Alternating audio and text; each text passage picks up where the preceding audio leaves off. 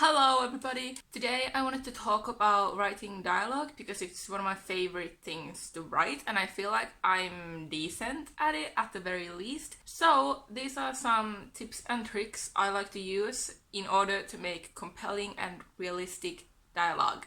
Tip number 1.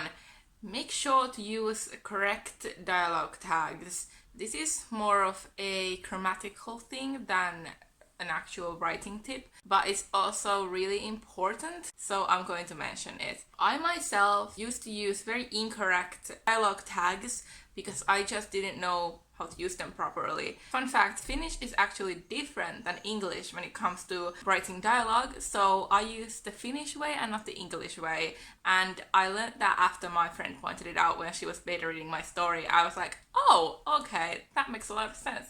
And it was really difficult for me to transfer from the wrong way to the new way, but I used the replace options on Word, and now I feel like I'm finally starting to get it into my muscle memory, so you can learn. What is the correct way to use dialogue tags then? I have a couple of examples. I have one for a normal sentence, one for when someone's shouting, and one for questions. Let's start with the normal sentence. Let's say a character is saying, "It's such a nice day today." The way you would write that is quotation mark, "It's such a nice day today," comma, quotation mark, small letter, "she said." Often I see people ending their dialogue in a period and starting the next sentence with a capital letter. That is incorrect because the "she said" or whatever is actually a continuation of that sentence. So you need to keep the letter small.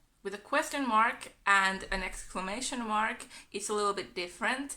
You don't need the comma, you just add the mark and close the quotations and move on normally. It's also important to keep the spacing correct. Every time another character speaks, you start a new paragraph. Tip number 2, don't be afraid to use the word "said."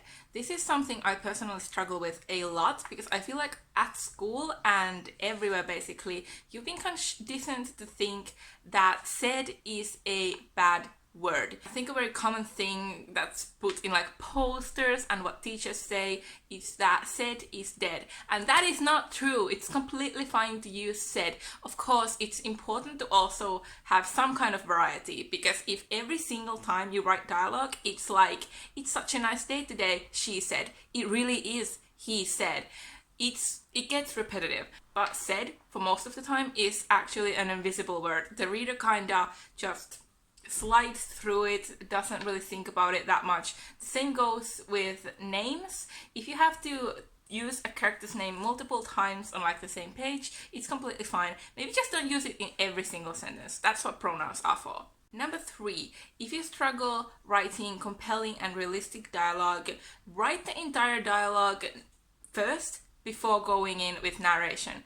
I have never personally used this tip because I don't really struggle with it that much, but I've heard it's a very useful technique for a lot of writers, amateurs and professionals alike. It's basically where you just write everything that the characters are saying line by line, and after the entire conversation is done, you go and add in the narration, the quotation marks, everything. It's really useful because you don't actually have to break the dialogue and add narrative while you are writing.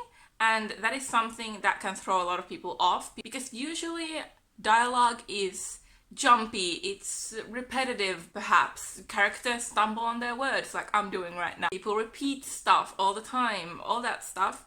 And with narration, it's much more professional for the most cases. So it can be really difficult to swap between the two of them, like every single sentence. Number 4, relating to the last tip, color code your dialogue. This is especially useful if you use the last technique, which is like writing the entire dialogue before you get into the other stuff. Basically, when you have all the stuff written down, you just go and pick colors. For example, my character Constantine is red, my character Robert is blue, maybe Alex is green, Lillian can be yellow, all that stuff. It's really helpful to see how many lines your character actually has in the story, and if you realize you've only used one color like once in an entire conversation, maybe that character shouldn't be in it in the first place. And my last tip number 5, ditch the small talk. It's boring. Of course you can have it at some points if it actually relates to the story, but for the most part it's just extremely boring. It doesn't add anything. If two characters meet, they don't have to be like, hello, hi, how are you? I'm fine, what about you? I'm great. And then get into the scene. Just ditch that, because most friends don't even do that. And even if you meet someone for the first time, it's just pleasantries, basically. You can say it in a much shorter version, like they greeted each other and entered the cafe or something, whatever it is. And it's just a lot more dynamic and more fun for the reader to read.